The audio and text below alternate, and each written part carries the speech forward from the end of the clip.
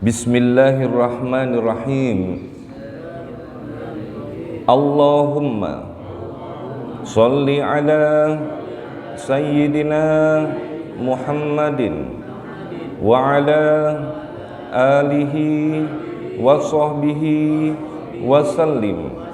Allahumma inni asta'inuka wa as'aluka an taj'alani min ibadika salihin. Allahumma waffiqni li ta'atika wattiba'i rasulika wal birri biwalidayya wa husni talaqi min masyaikhi.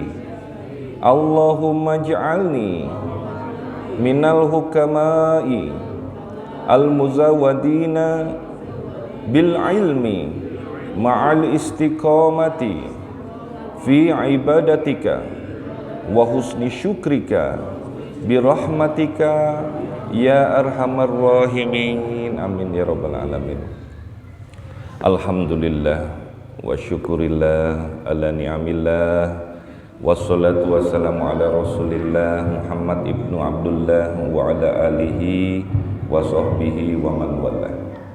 Bismillahirrahmanirrahim. Rabbi shrah li sadri wa yassir li amri wahlul 'uqdatam min lisani yafqahu qawli.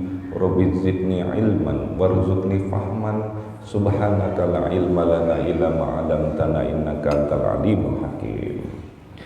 Apa kabar bapak-bapak, ibu-ibu yang dimuliakan Allah Subhanahu wa taala? Semoga bapak-bapak, ibu-ibu dilindungi dikala sekarang Omikron sedang meningkat.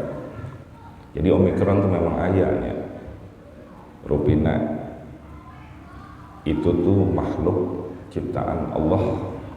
Makanya kita baca a'udzu bikalimatillahit tammati min syarri ma khalaq. Mudah-mudahan dengan itu ya Allah aku berlindung dari segala kejahatan makhluk yang Kau ciptakan. Ini adalah merupakan satu upaya dari kita untuk meningkatkan keimanan. Ada orang yang sudah hati-hati, udah 3 kali vaksinasi, sudah bersih pangresik, masuk rumah sakit. Tapi ada yang cuek-cuek bebek, mangcepnya, mangacahnya, eta teh jualan di pasar nggak kena. Jadi bagaimana Allah saja. Nah, jadi kemarin kita disinilah wujud keimanan itu, bahwa sebaik-baik tempat bergantung adalah Allah Subhanahu wa ta'ala, bukan kepada amal perbuatan. Nanti kalau amal perbuatan kita jago, harus begini, harus begini, harus begini, maka kalau kita mengandalkan itu saja, kita menjadi orang sombong seperti halnya Fir'aun, Qarun. Makanya mudah-mudahan kita dilindungi oleh Allah Subhanahu wa taala. Amin. Baik, bapak-bapak, ibu-ibu yang budiman, yang dicintai oleh Allah Subhanahu wa taala, kita sudah sampai di dalam pembahasan kitab Futuhatul Madaniyah fi Syu'abil Imaniyah, cabang iman yang ke-23. Wasalisu wal ashrun al-bazadah.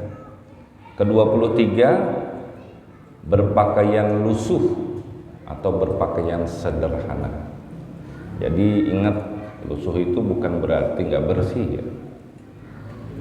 Apa maksudnya? Supaya nggak salah. Nanti pakaian lusuh udah robek, keteknya robek, keteknya kelihatan, bulu kemana-mana.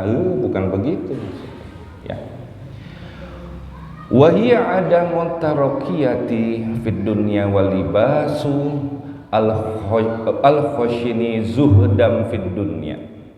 Al-bazazah adalah tidak bermewah-mewahan dalam hal keduniaan dan mengenakan pakaian-pakaian sederhana.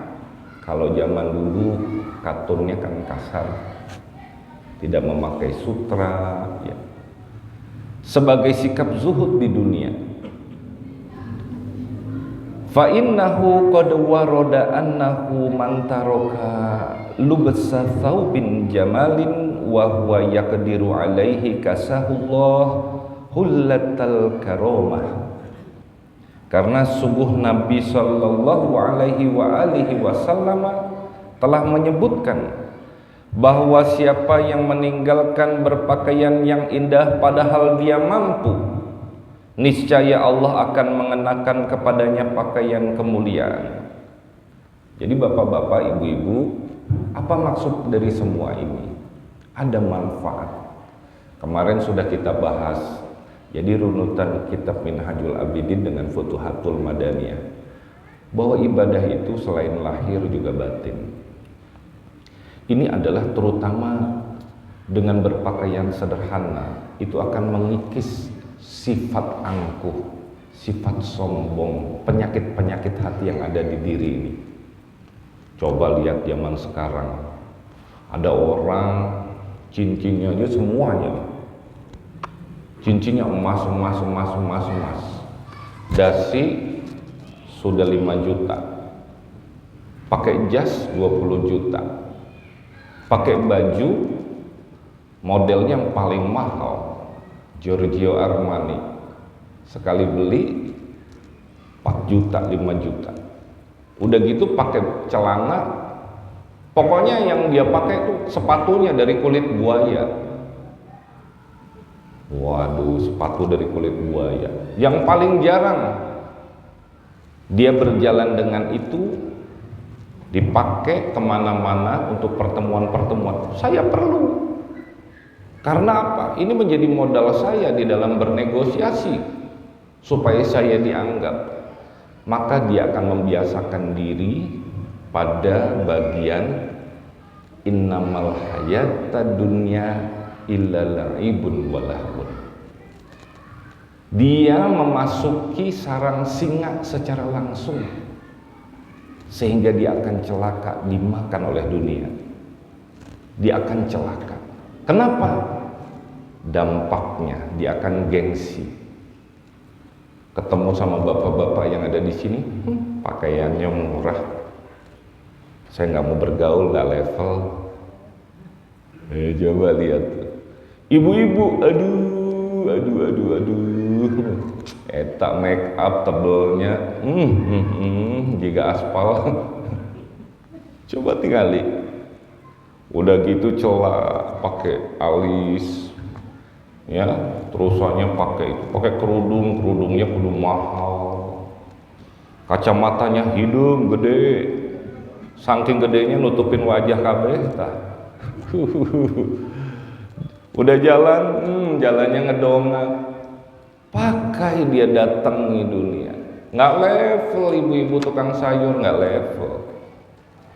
Bagaimana jalannya bisa mendekat kepada Allah ketika kita memakai pakaian kemewahan itu? Padahal Allah berkata, Nabi Muhammad, barang siapa orang tuh sanggup tapi dia hidup apa adanya. Betapa indah kesederhanaan itu.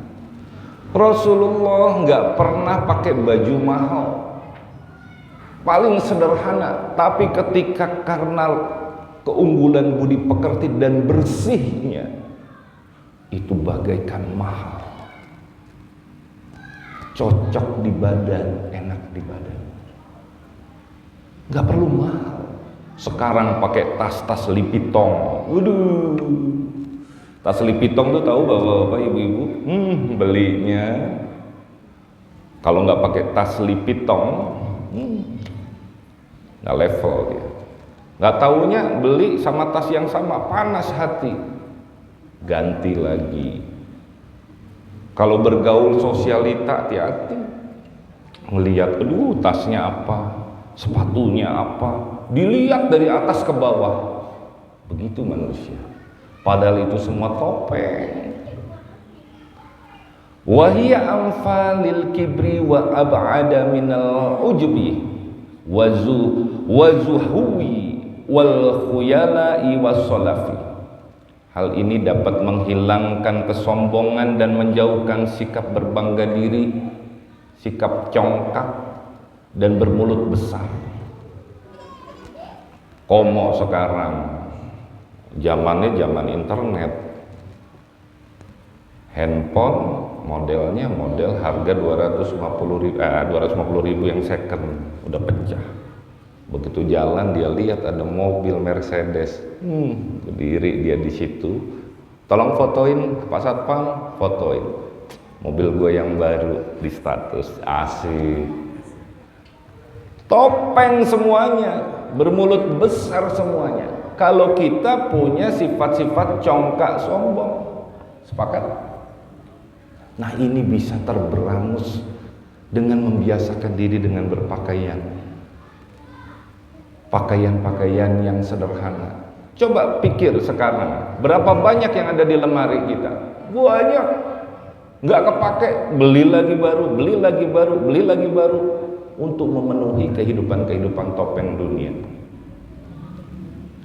Wan Nabiyyu sallallahu alaihi wasallam qala al-imanu bid'u wa sab'una syu'batan aglaha la ilaha illallah wa adnaha imatatul adza wa 'anit tariqi.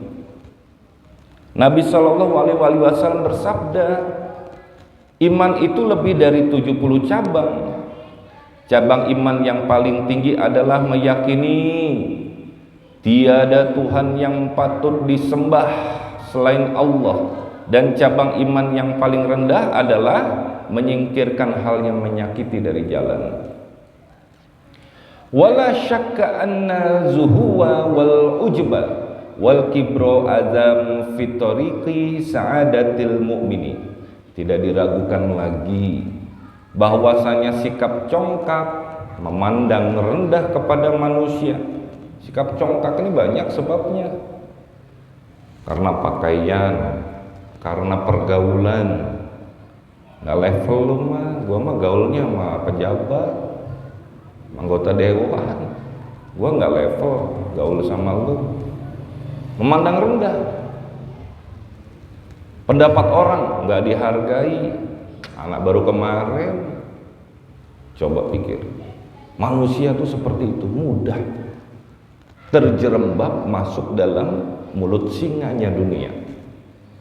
Berbangga diri dan kesombongan adalah hal yang menyakitkan dalam jalan kebahagiaan seorang mukmin. Bagaimana jalannya bahagia bagi seorang mukmin? Bahagianya dia kalau bisa mendapatkan sesuatu yang baru. Padahal pada saat di dunia, ketika dia ingin membeli sesuatu yang baru dan yang paling bermerek, taruhlah mobil.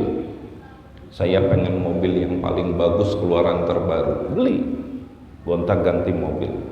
Niat dia adalah serendah-rendahnya niat, ingin melihatkan keberhasilanku di atas dunia. Lihat, sehingga orang-orang akhirnya melihatnya dengan dengki hasad. Selamat ya, tapi dalam hatinya dunia. Duit dari mana eta? Korupsi gini, gibah. Maka bagaimana mau bahagia jalannya? Nggak akan bahagia.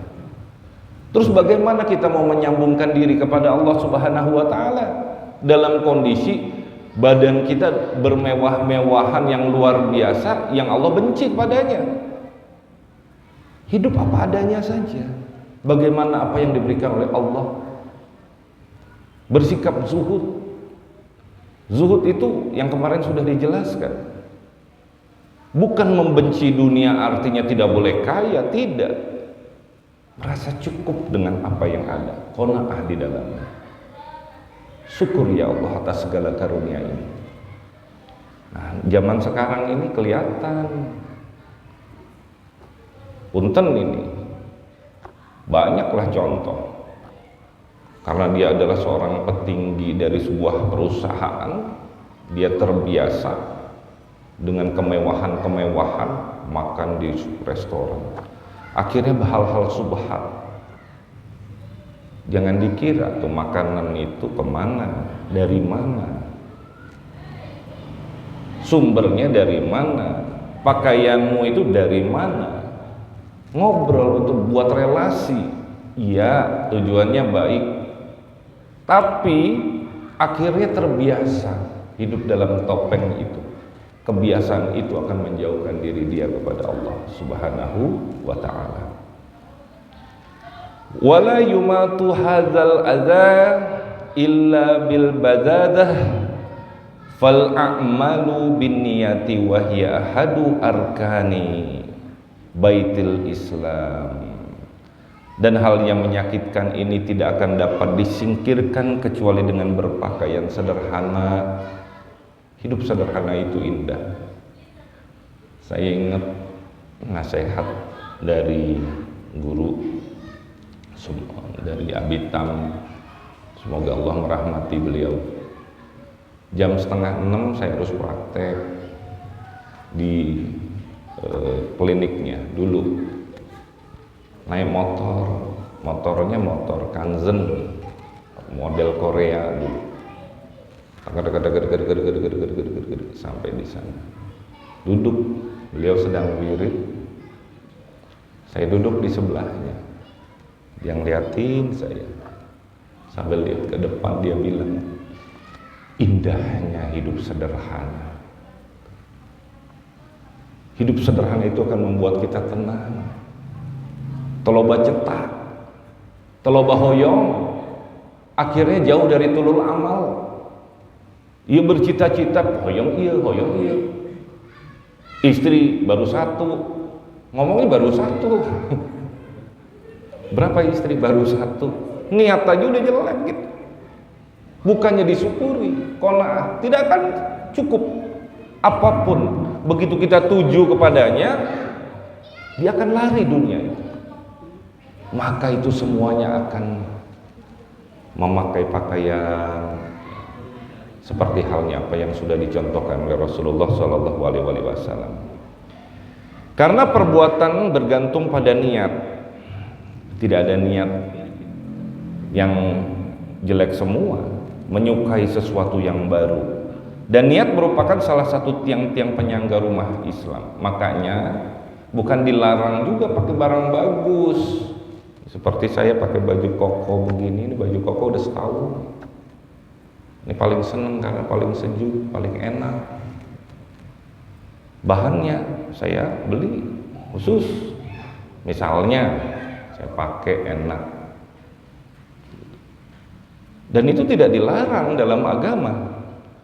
Wa warada haditsum fi sahihu Muslimin anna rajulan qala li Rasulillah sallallahu alaihi wasallam, ya Rasulullah, inni uhibbu ayyakuna na'li hasana wa thawbi hasana.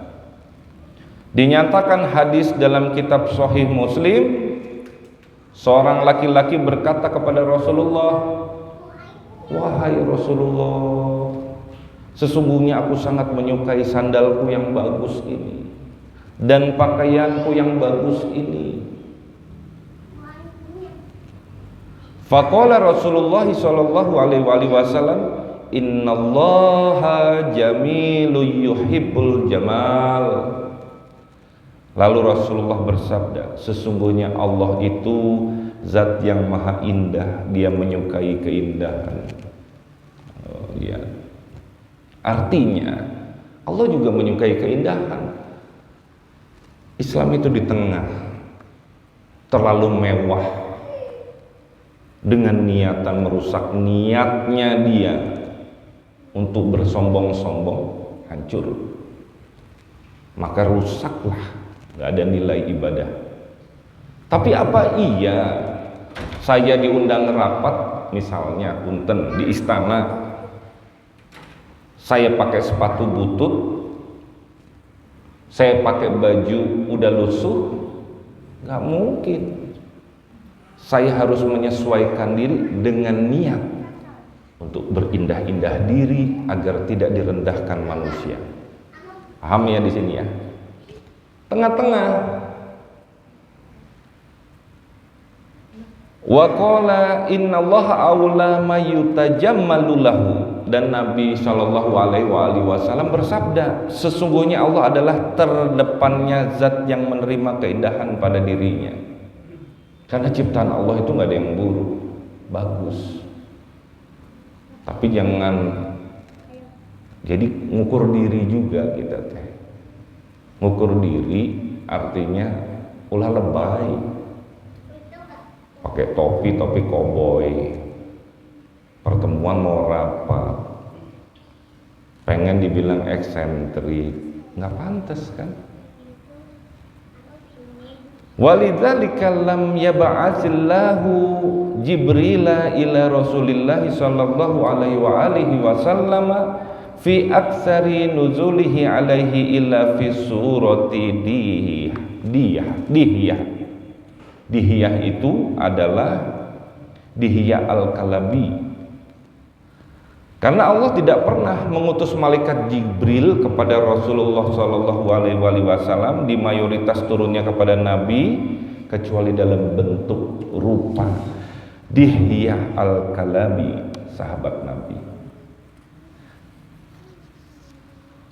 Wa kana ajmala ahli zamanih wa kana lamma qadimal madinata wastaqbalahu nas ma ra'atsu imra'atun hamilun illal alqats ma fi batniha. Dia adalah Dihiyah adalah lelaki paling ganteng di antara manusia pada zamannya. Itu bentuk rupa Nabi Jibril ketika turun membawa wahyu. Dan tatkala beliau datang ke kota Madinah dan orang-orang menghadapinya, tidaklah wanita yang sedang hamil melihat Dihiyah, melainkan pasti mengharap memperoleh bayi yang dikandungnya. Bapak-bapak, ibu-ibu, begitu melihat ganteng, cakep, Allah suka sama keindahan. Bajunya bagus, harumnya bagus, tapi ulah lebay, kita teh ulah, wah ini Allah suka sama keindahan. Pakai minyak wangi, minyak nyong-nyong, aduh, wanginya kemana-mana, bikin orang pusing. Saking pengen seperti itu. Wajar-wajar saja, tidak boleh berlebih-lebihan. Itulah dia dari cabang iman ke-23. Jadi kita tidak boleh berlebih-lebihan, kita tidak boleh bermewah-mewahan.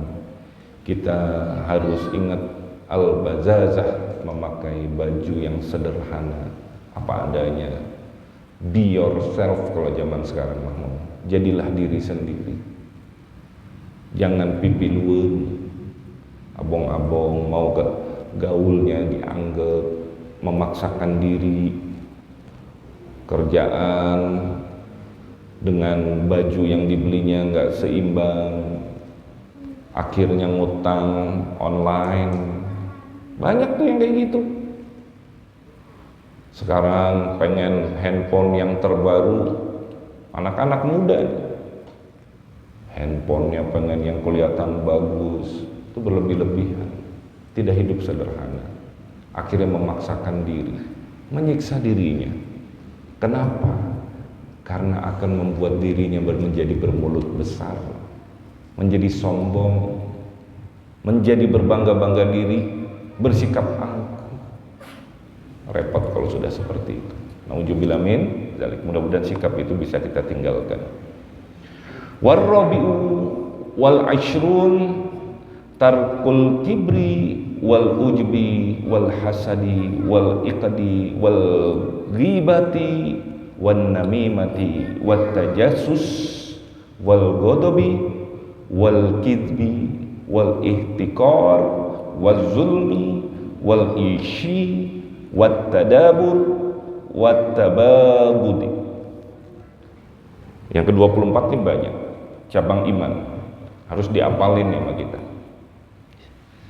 Meninggalkan sikap satu, khibir, sombong. Yang kedua, ujub, berbangga diri. Tiga, hasad. Empat, hiqdi. Apa itu? Dendam kesumat.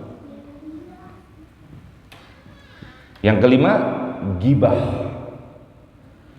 Yang keenam, menceritakan keburukan orang lain dan mengadu domba, tamimah. Menyelidiki keburukan orang lain, buka-buka aib,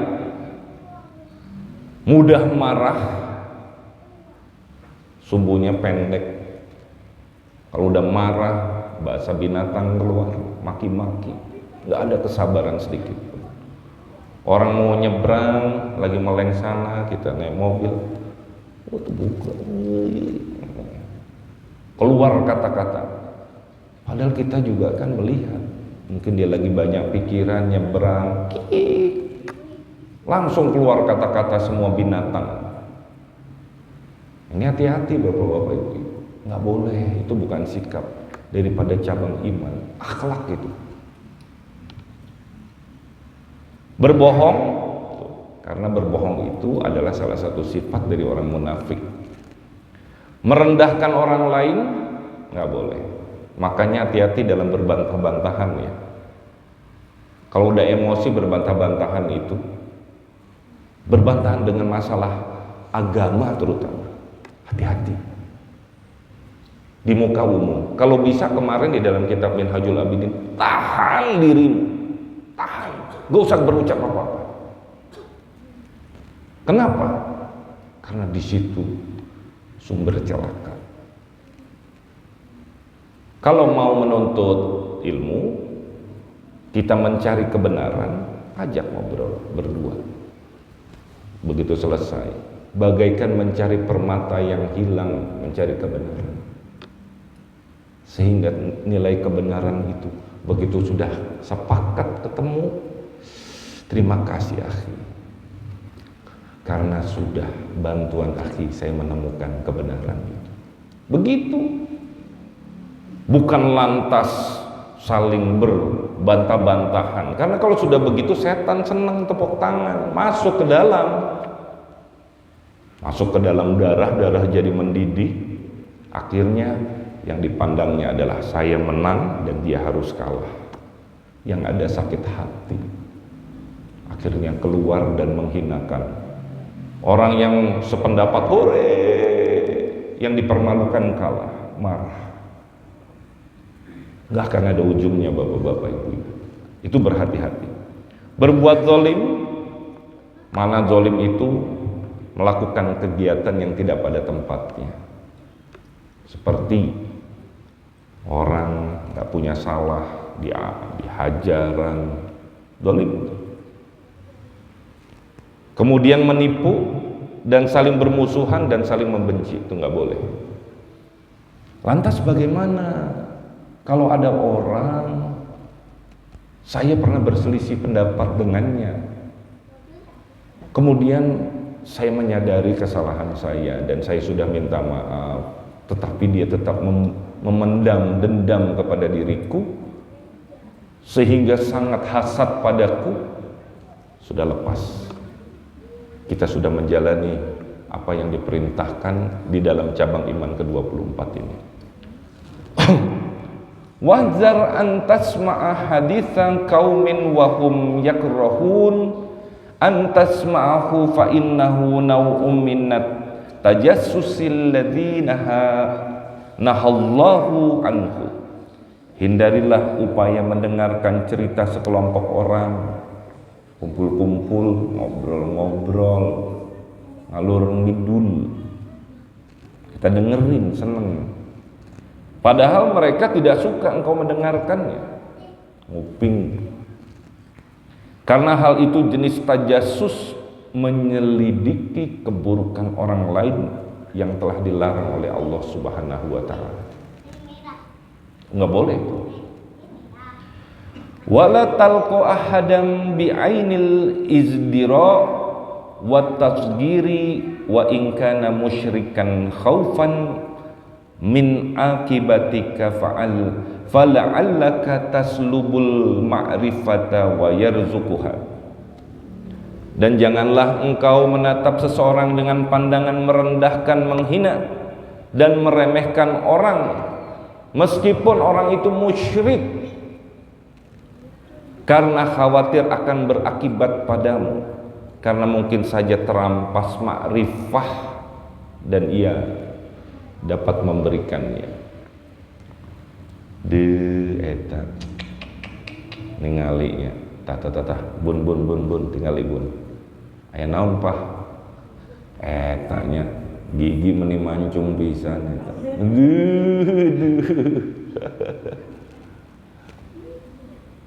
eta hidung meni gede pisan. Hidung yang gede, gigi yang mancung tuh lu bisa bikin nggak? Semua itu ciptaan Allah. Berarti kamu mencela Allah. Tingali eta. Aduh, menikeling eta.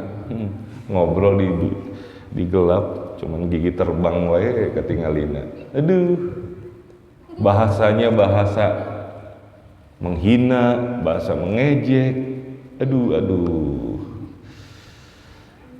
Oleh karena itu yang kita takutkan kenapa? Ini contoh lagi. Ini orang dolim banget ya. Ini orang udah jelek kelakuannya begini digibahin. Hati-hati. Ngerasa hebat dia. Ma'rifah kamu itu bisa terampas. Dikatakan di sini. Tiba-tiba orang itu jadi tobat karena lantaran itu. Kemudian dirimu justru berbalik menjadi orang-orang yang buruk rupa. Wa zulmu zulumatu yaumal qiyamah wa zulmul bi'adi an tamna'ahum huquqahum allati aujaballahu alaika ada'aha ilaihim. Kezoliman adalah kegelapan-kegelapan di hari kiamat dan termasuk menzolimi hamba-hamba Allah, yaitu engkau menahan mereka akan hak-hak mereka yang telah diwajibkan Allah kepadamu untuk menunaikannya kepada mereka. Ngambil, ini terutama hati-hati banget. Anak saudara, ibunya lagi sakit, bapaknya lagi sakit. Bapaknya udah meninggal, ibunya. Titip ya anak saya, titip. Dititiplah. Oke, siap. Duitnya diambil, tanahnya diambil. Dolim. Hati-hati, nggak disampaikan. Sekarang tanpa kesadari sama kita sebenarnya. Mental orang yang nggak jujur di Indonesia tuh banyak. Tanah kosong, nggak tahu tanah siapa. Dengan lantaran untuk usaha ini, main diriin warung, dipakai usaha itu. Apa yang didapat dengan niat yang bagus tadi bisa rusak niatnya, karena nggak jelas sumbernya dari mana. Coba pikir sama kita. Begitu sudah berangus oleh yang punya, ngamuknya minta ampun. Itu kelakuan tuh. Tidak jujur, dolim.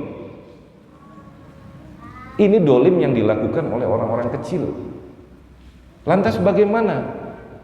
Dia mengharapkan bahwa orang-orang kaya yang punya tanah itu diambil, diserobot sama diri dia. Mahfum saja, lu masih banyak duitnya ini. Maka rusak semua. Mulai duit yang didapat, uang yang didapat, dari hasil-hasil jerih payahnya bisa rusak semua. Harus diingat nih bapak-bapak ibu. Jadi intinya jangan dolim. Mau dia orang kecil, mau orang kaya, mau orang gede, mau pejabat, mau tukang beca, nggak boleh dolim. Dolim dengan caranya merampas hak-hak orang dan tidak menyampaikannya. Ini harus hati-hati banget nih bapak-bapak ibu. Karena nanti di yaumul kiamah sumber-sumber dari segala sesuatunya akan ditanya. Nggak peduli dia, mau si miskin maupun si kaya. Kalau dia dolim, mendolimi hak orang, celaka. Hati-hati sekali. Makanya ketika ada yang sesuatu yang subhat kemarin tanya, sumbernya dari mana? Sumbernya nggak jelas nih. Maka jatuhnya subhat, jangan terima. Walaupun 1 miliar. Kenapa? Karena akan membebani dirimu di akhirat nanti. Kau mau datang dari sesuatu yang tidak baik, berkolusi, kepentingan, interest. Tidak ada faham sedikit pun yang menghalalkan hal itu. Ingat, Allah Maha melihat, Allah Maha menyaksikan, dan Allah Maha mendengar tiap-tiap perbuatan dan persekongkolan yang kamu lakukan. Kama idza alimta hala syakhsim minal ittirar wa anta qadirun ala daf'i daruratihi wa yajibu alaika an ta'lama anna lahu haqqan fi malika. Seperti halnya apabila engkau mengetahui keadaan seseorang yang sangat membutuhkan dan engkau mampu untuk mengatasi kebutuhan mendesaknya, maka wajib bagimu untuk mengetahui bahwa orang itu mempunyai hak pada hartamu. Maksudnya begini bapak-bapak ibu-ibu, contohlah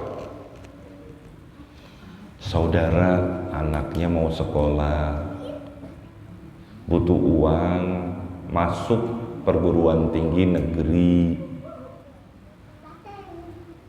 Perguruan tinggi negerinya nggak tanggung-tanggung deh, salah satu universitas elit. Ini contoh aja, ini contoh-contoh yang pernah ada kejadian seperti ini. Datanglah dia,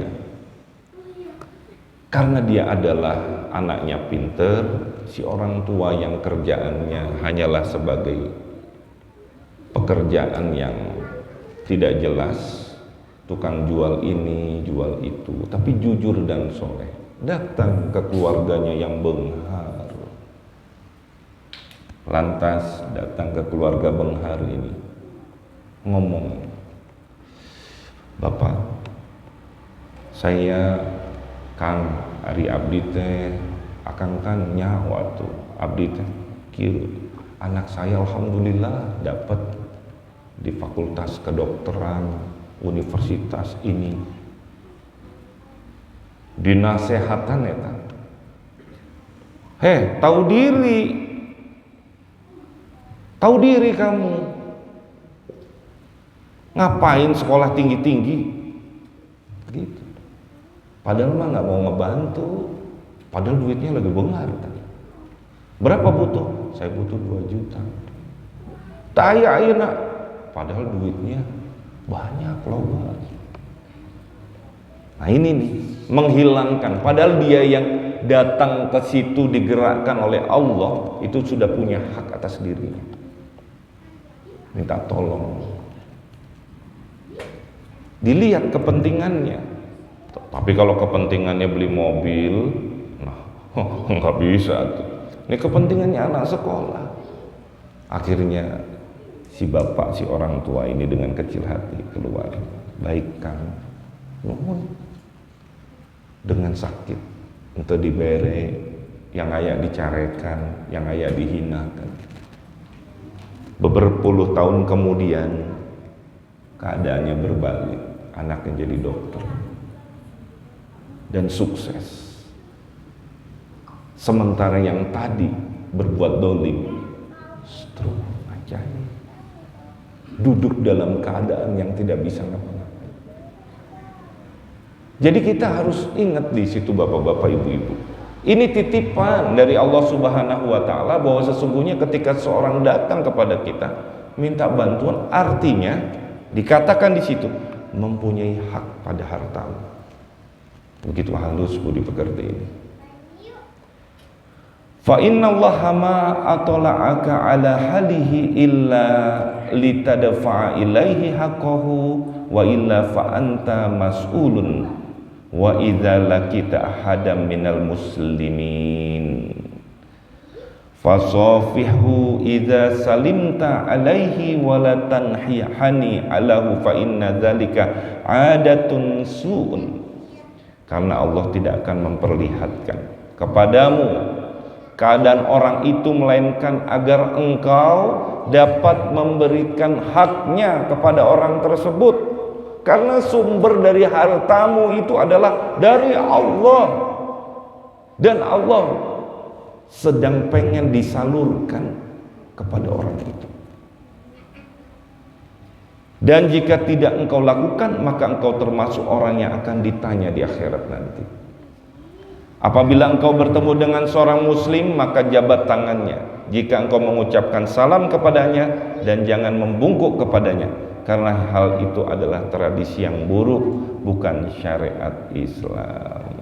Merendahkan diri kepada manusia. Oke, ini dikit lagi sebenarnya, tetapi karena sudah masuk Isya, kita tutup.